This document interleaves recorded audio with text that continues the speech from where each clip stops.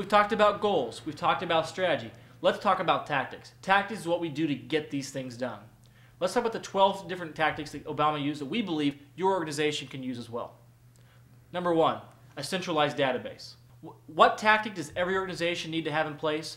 Most important thing any organization can have is a centralized database where every single touch point that creates a connection with the consumer comes into one single place. At any moment in time, you have a customer relationship tool that allows you to identify where you are in the buying, selling, and relationship process. If you today don't utilize anything more than an Excel spreadsheet to organize who your customers are, where they're at, or more, you've got a lot of opportunity. If you're utilizing a customer relationship management tool, but you don't integrate it into your entire operations existence, you also have an opportunity for improvement. Let's talk about the most important tactic the campaign utilized, a centralized database of every single voter. Think about that, not just who are donators.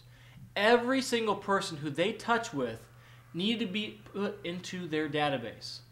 Does every single customer and prospect that you interface with in your business get put into your customer relationship management tool?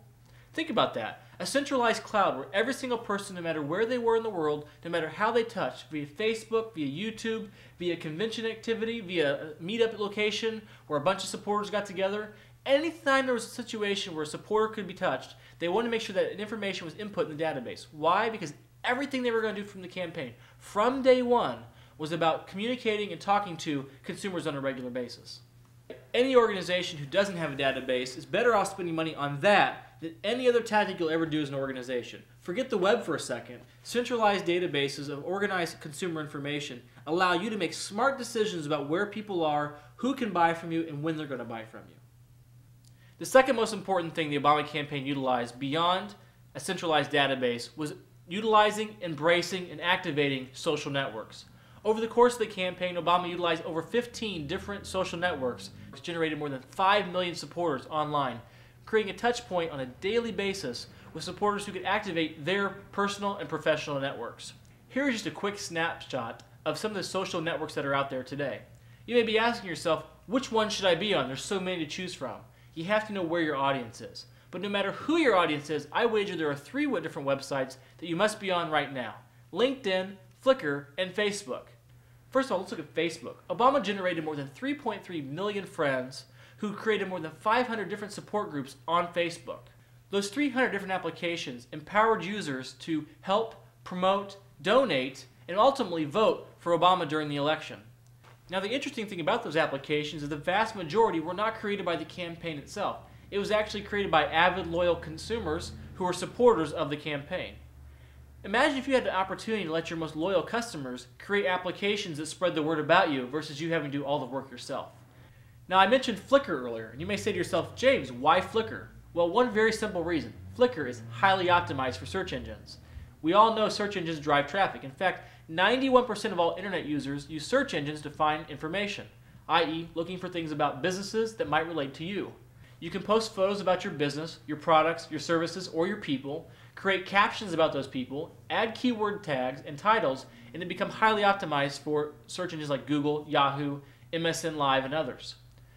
Being found is the key part to the web. The old school thinking of the web was having one website, everyone search for your website, they find your website, there you are.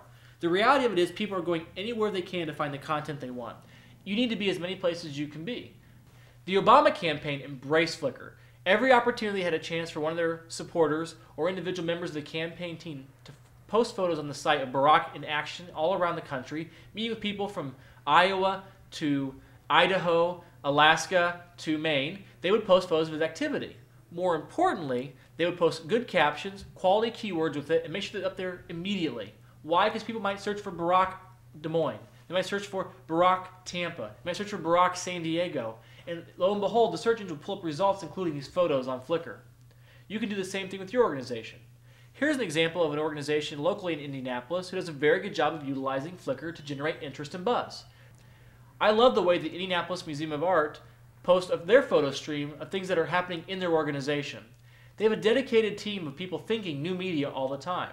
And they're not just posting pictures of pictures that are on their wall, they're posting pictures of people in action setting up new exhibits, doing things behind the scenes, seeing things that are going to happen weeks or months in advance. Why do they do that? because they're creating buzz, they're creating awareness, they're creating an opportunity for individuals to see what's happening behind the scenes of the organization, to create affinity, and more importantly, raise awareness for future activities that are taking place. It also creates a relationship behind the individuals at the museum with the patrons who visit it. They're allowing their donors, their patrons, and their visitors a chance to explore and understand what the museum is about far beyond the traditional experience most museums take. Think about for your own organization. Is there an opportunity for you to take photos of, say, your customer service department in action, your sales team out in the field, your production environment, your workplace and space? People who do business with you want to do business with people they trust. Flickr creates an easy opportunity to showcase who you are. Not just who you are from a marketing and branding perspective, but who you are as a culture. Let's finish up on social networks. A quick comparison between Facebook and MySpace alone for Obama. Obama, 2.4 million supporters. McCain, 620,000. That's a 380% difference between Obama and McCain.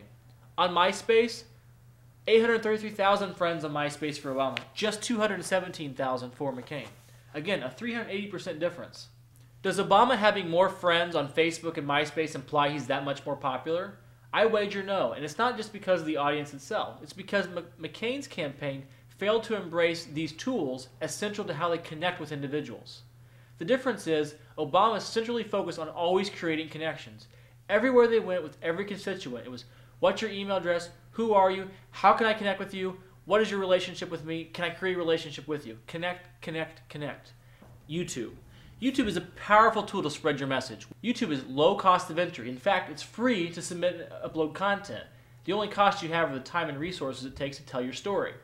What makes video successful on YouTube? Relevancy. If you don't have relevant content, it doesn't matter. That being said, you can be very entertaining to grow your business. Look at the Obama campaign's use of YouTube. First of all, starting in September of 2006, they created their own personalized channel for Barack Obama on YouTube. Since that time, they've had more than 145,000 people subscribe to just watching what happens on the channel, the content they promote. Let's look at some quick stats. 1. 139,000 different Obama-related clips have been uploaded to YouTube, and that's not by the campaign, where they only had 1,800 of those 139,000. Individual consumers, both for and against Obama, were able to upload content related to their thoughts and opinions about whether he should be the next president. More than 14.7 million hours of Obama-related clips have been viewed. The Yes We Can video, perhaps you saw it yourself, featuring the Black Eyed Peas, was viewed more than 14.2 million times. And 15 videos were viewed more than 1 million times. If you take a look at the slide, one of the main points on here is that the 14.7 million hours were viewed by supporters and by prospective voters. And that's pretty significant because if you take a look at that, that's $47 million worth of free advertising that the Obama campaign utilized through using this new social type of media. So they really utilized the digital technologies that are out there to help spread their message and really get their message out there to a targeted demographic.